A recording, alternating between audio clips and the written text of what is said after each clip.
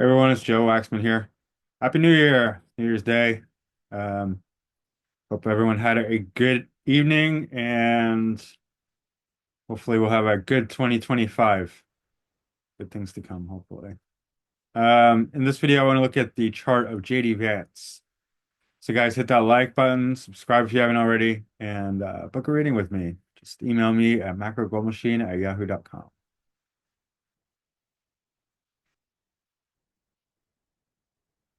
All right, I'm gonna look up just gonna go over the Wikipedia entry real quick, just to familiarize everyone with JD Vance. He's obviously the VP elect by Donald Trump. Um, all right, so he was born in Ohio. He joined the Marine Corps. He served as a military journalist, played to Iraq for 6 months, graduated from Ohio State with a bachelor's degree, and Yale Law School with a law degree. So he's lawyer, practicing lawyer, um, venture capitalist. He wrote a memoir, Hillbilly Elegy, which was adapted into a film, which is pretty cool. Became a senator in 2022. Um, let's see. Outspoken critic of childlessness and has acknowledged Catholic theology's influence on the socio-political position. All right.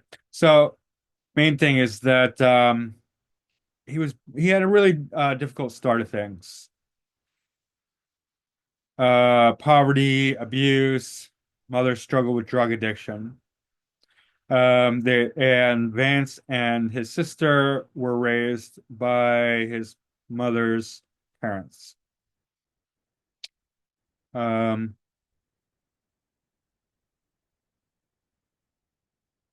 all right. I think that's the main stuff that we want to get to.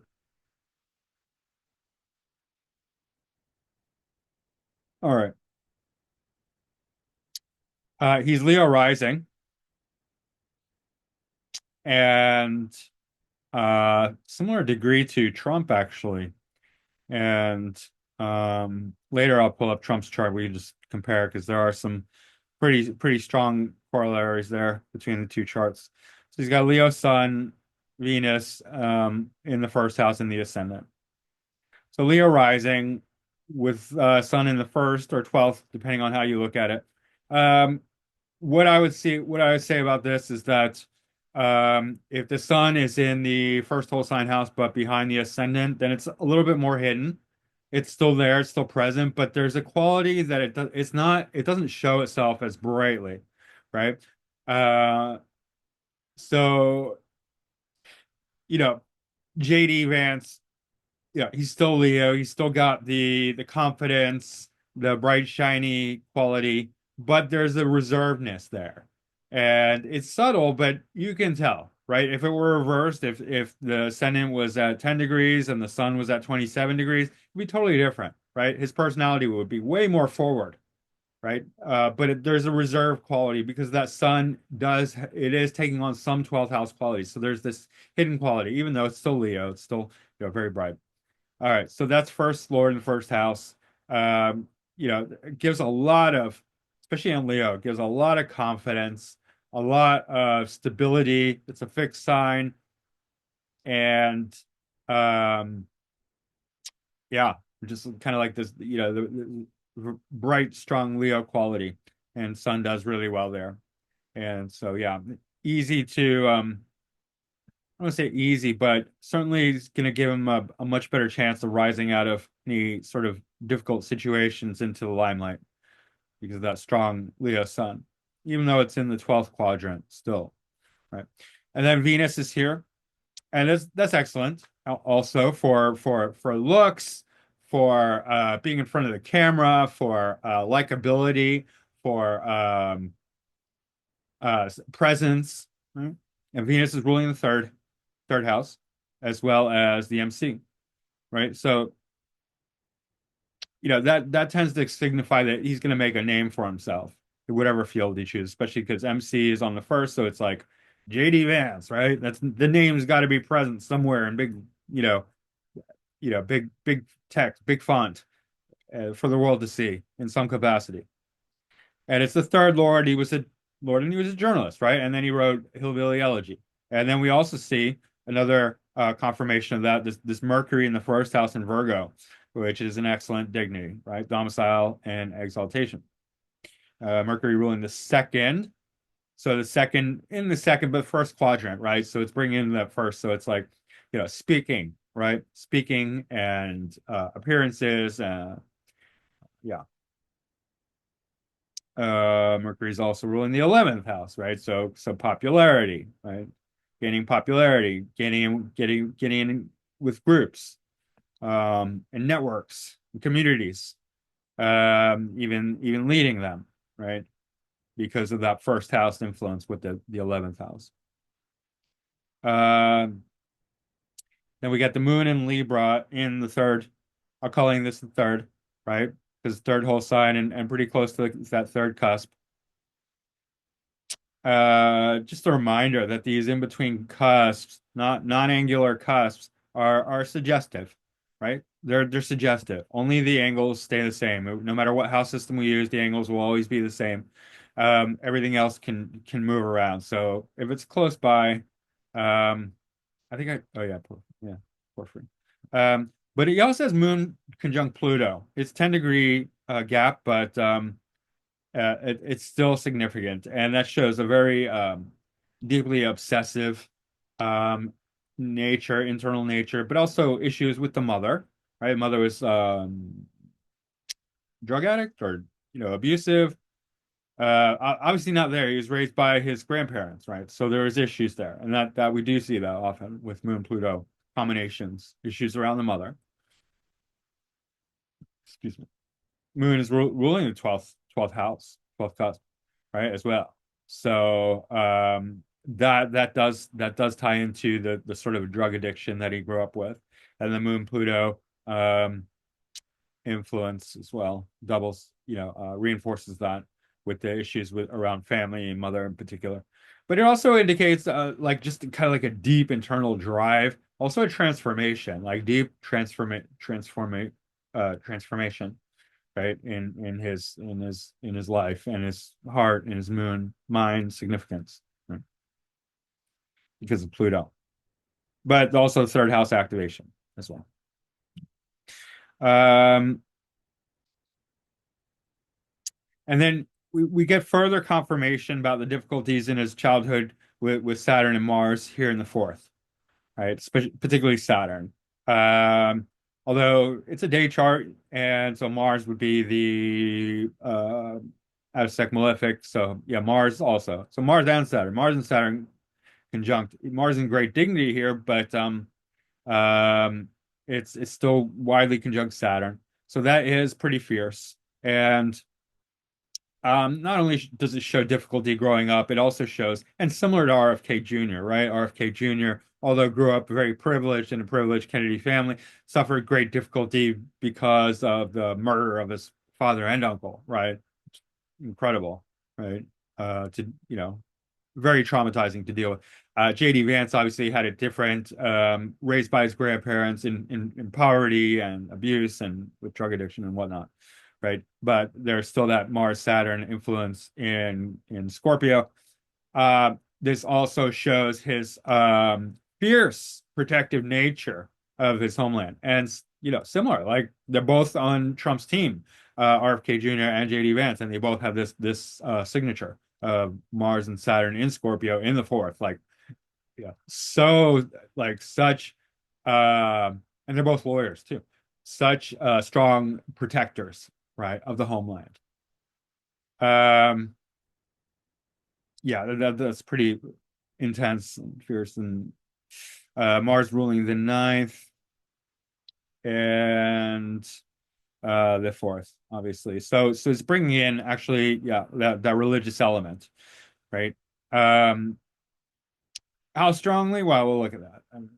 we have to look at the Jupiter, but still, there's that religious, at least culturally, influence of the ninth house in the fourth, the home, upbringing, family, right? And then Saturn is bringing in six and seven, so a lot of conflict there, particularly with the sixth house, but also um, if we're looking at the lawyer influence, that would be seen by this Saturn as well as Jupiter.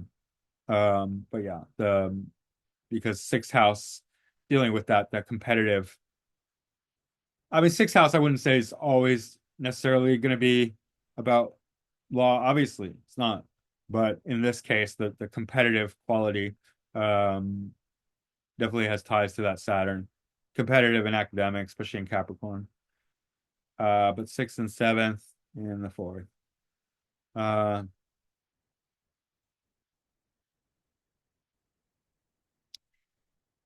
what he also has South Node conjunct Uranus, which is similar to RFK Jr. again, and it shows early life that is both traumatizing, polarizing, shocking in many ways, but also um, it's South Node and it's fourth quadrant, right? It's fifth whole sign house, but fourth quadrant. I'm pretty close to the cusp, so it's still pulling in a lot of fourth house stuff. So and yeah, so definitely early on, a lot of trauma, a lot of issues around sudden and accidental extreme stuff that Uranus represents. But again, um, social awareness, political awareness with Uranus here, conjunct the South Node. Uh, we often see Uranus very prominent, especially with the nodes in politicians, right? And a lot of people don't talk about that. Like, even very well-known astrologers will just be like, "Oh, Uranus just represents technology. Ignore it. The ancients didn't use it." That's wrong. Uranus is a huge planet with a huge influence, right? And it shows up again and again and again in certain circumstances, and it 100% has to do with politics, right? And social issues, social awareness, right? And then we get the North Node in the 10th house, conjunct Chiron, in Gemini.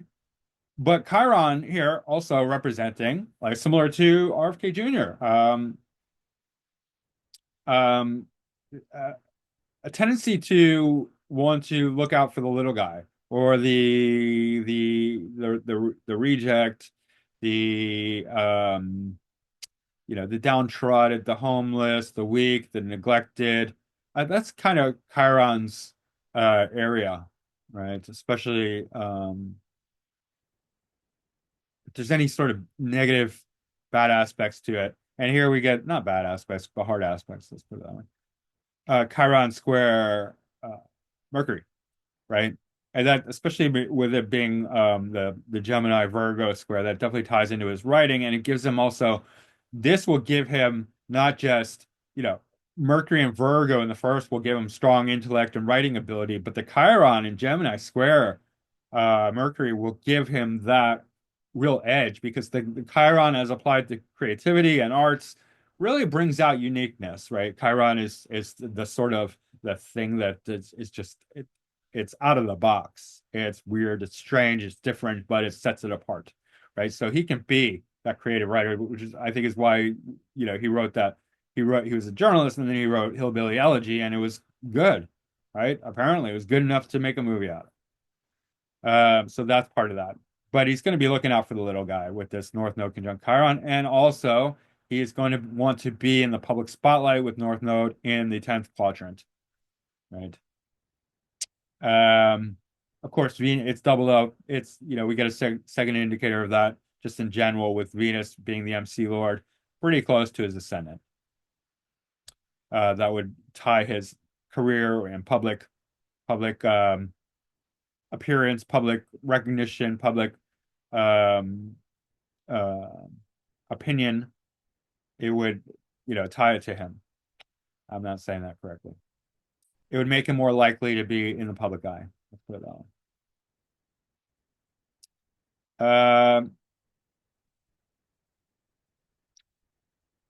We do get a Neptune and Jupiter. Jupiter's in Capricorn retrograde, which is what I was saying, like about the religious stuff. I don't think he's deeply religious. I think it's he's culturally religious, but Jupiter in Capricorn is excellent. It makes an excellent leader, right? It's great for business, for leadership, for any Capricornian thing, right? It's great for. It's in the fifth house and actually sixth, but very much fifth quadrant, right? Because of the late degree of I look at both. You have to look at both, I believe, the whole sign and the quadrant, right? But yeah, very much fifth house. So this is dealing with his education, military, right? Jupiter and Capricorn, especially. Um, yeah, so that lines up. There's a really strong quintile with the sun, and that's going to add to its creativity. Although, Leo, sun's highly creative, Jupiter and Capricorn probably not as creative as it would be in other signs, although the Neptune and Sag, they interact degree, but that's going to also strongly influence it. But yeah, definitely like gives him that a creative edge, right? Especially if we're talking about, writing, which he seems to be his forte, writing and speaking, right? He could do very well with that creatively. And there could be yeah, a creative capacity. Quintiles often represent the fifth nature, the fifth archetype, five archetype, right? So like Leo or creativity, fifth house kind of thing. That's what they say. Uh, if we look here, Mercury gets high marks, and so does the Sun and Mars, right? All being in domicile. Mercury being double in Virgo. Um, let's see.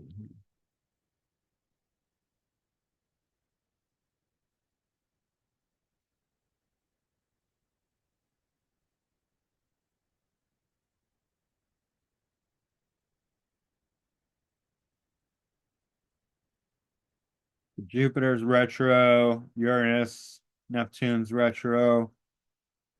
I already checked. None of the planets are like near station. Um, Jupiter is kind of out of bounds. It might just be right on the edge, but it's the most extreme. So um, it shows more extreme belief system. Let's look here. Um, I included noviles. I took out the undeciles, which are 11 aspect, the 11 aspect, and the noviles the nine. I think the nine is more relevant than the 11. So I just have five, which is quintile, seven septile, and nine, which is novile. The Jupiter quintile. Yeah, we got the Chiron square Mercury. That's really tight. Jupiter quintile, Sun biquintile. Um, the node, Jupiter's aspecting the nodes, right? Um, we'll look at that. Um, Pluto, novile, Uranus. I'm just mentioning these things. I don't. Some of these, it's just there's not a lot to say. Um, Ascendant septile moon. That's interesting. That definitely points to something on the more spiritual um, front, uh, especially with it being the moon and the ascendant. Let's see. Saturn square Sun. That's significant. Sun square Saturn, rather. Yeah, 10 degrees, 10 degrees. That shows a huge conflict with authority, older people, government officials, could be parents or grandparents, right? But the good thing is that his son is in better dignity, and it's his ascendant lord, and it's in the leading square. It's in the superior position, right? So he's in a stronger position, uh, which is good, especially when you're coming up against Saturn, especially Saturn in Scorpio, which is pretty intense. But yeah, he's going to go up against authorities for sure. especially like controlling, you know, scorpionic kind of grip authority, kind of, authorities that have too much power, authorities that are, um, scorpionic, controlling. Uranus, um, quincunx, Saturn, semi-sextile.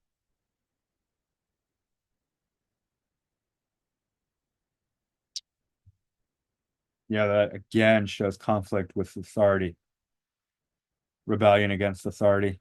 He's very rebellious, J.D. Vance.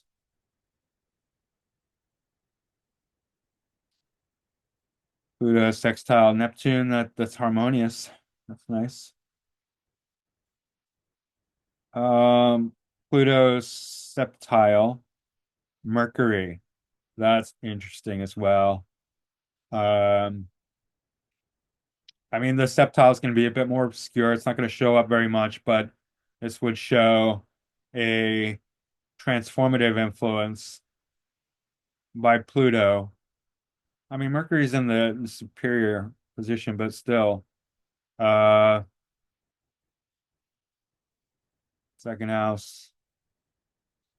Um, I don't know. It would somehow change or transform or intensify that Mercury. Difficult to kind of point out without talking to him exactly where that shows up in his life. But one of the really interesting things is this Jupiter is Jupiter North Node quincunx um, with Jupiter in the dominant position. Right? Jupiter's eighth from the North Node.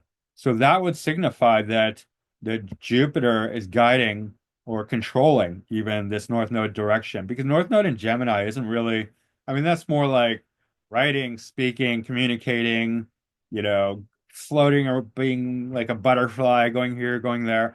But this Jupiter in Capricorn, which is very much about leadership, is controlling, dominating this North Node direction in the 10th house, right? So this shows strong leadership, strong tendency towards leadership, which this does not. This shows public recognition, right? This means like, uh, you know, without anything else, this could be like, a creative writer, right?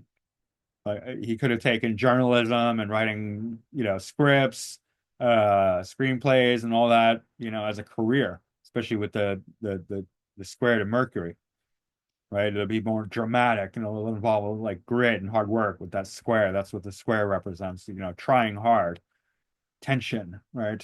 But it's still that strong contact. But here, the Jupiter really making him much more of a leader because it's pulling that in.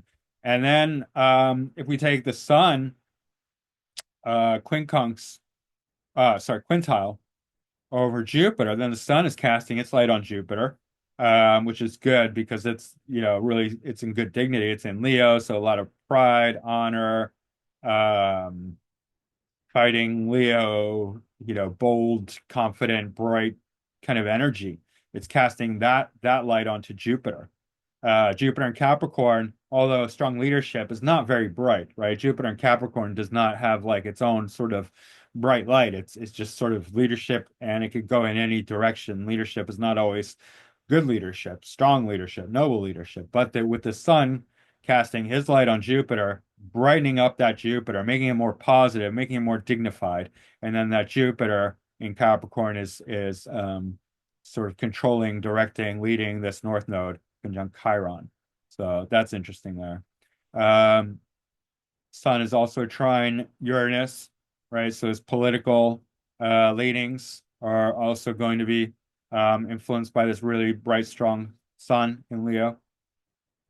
And then again, the Saturn, right? So this sun is casting a lot of light on to Saturn, Uranus, and Jupiter, right? With three different aspects. But still, a square is still a strong aspect, even though it brings in a lot of tension. So yeah, so I mean, JD Vance definitely, from my reading here, definitely we see a lot of the writing, the speaking, the very strong intellect, um, good in front of the camera, good in front of this, good on stage. Like people like him, the likability factor, and also just like the goodness factor of the bright Leo sun shining its light on all these other uh, planets, making them more bright and positive, right? And hopeful, right? And he comes from a difficult situation, ends up being vice president, right? Through a lot of different things. Has a hit movie. Yeah, so a lot of success, strong chart. Um, Definitely some difficulties and challenges, especially early on, but there's enough brightness and positivity and strength in this chart that he could overcome all that. He's probably always going to have to deal with this traumatic wound of early childhood and mother and things like that. And so it would be wise for him to work on himself, do shadow work, seek his own kind of therapy, whatever kind of therapy that works for him to heal. But yeah, definitely a lot of good stuff going on here, and certainly a fighter. Right? Um, and then if we look at Donald Trump's chart in comparison, which is pretty interesting, their ascendants are almost the same, but 2-degree difference, right? And then Trump has his Mars at 26, so like almost exactly conjunct the JD Vance's ascendant by 1 degree. And then we get the Pluto Sun conjunction, Trump's Pluto, JD Vance's Sun, exactly conjunct by the degree, like really tight, right? And that's interesting, right? Because Pluto wants power and control and manipulation, but the Sun is in Leo, and the Sun is the Sun. So I mean, that's an interesting, can Pluto control the Sun? I don't know.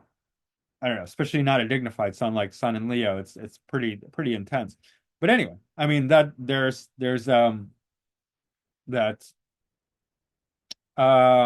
coming as long as Trump doesn't try as long I mean Trump's not very scorpionic, let's be honest. He doesn't have any Scorpio in his chart. So he's this Pluto is probably not his strongest planet because it's just not doesn't play into his chart as well. So I mean, as long as he doesn't try and control JD Vance, it should be all right.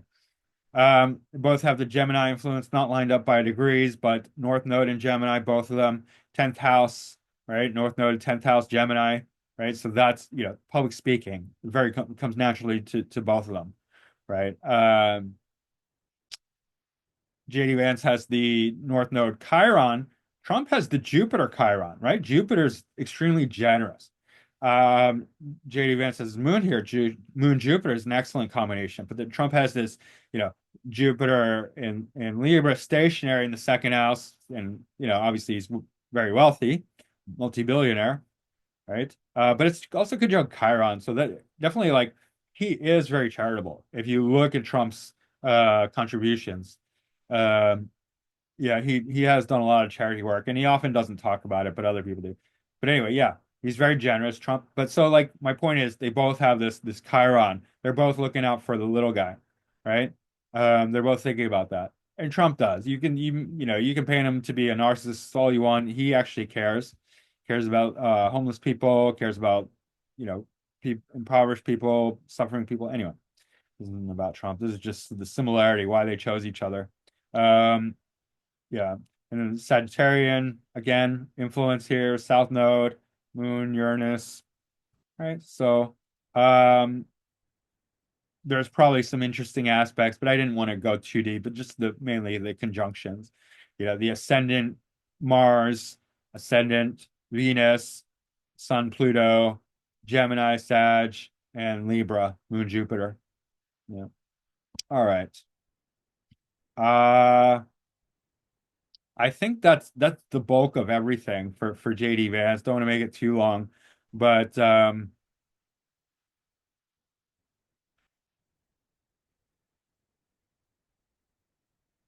yeah, I don't know if I don't think there's anything else. I think that's it. Um, yeah, he's a very strong character, and it's very clear why Trump chose him to be the VP this time, and way better pick than Mike Pence. Mike Pence. but Trump really didn't know what he was doing the first time. So, glad he got a second go around at it because he's doing much better this time, especially with his picks on cabinet picks so far. So, guys, that's it. That's JD Vance in a nutshell. And hope you found that interesting. Hit the like button, subscribe if you haven't already, book a reading with me, email me, macrogirlmachine@yahoo.com. And again, like I don't turn anyone away. If if you can pay full price, that's great. I definitely need it. But if you can't, just let me know and we'll work something out. But yeah. Happy New Year, guys. Hope you have a great year ahead. And yeah, I'll see you again soon. All right, thanks, bye.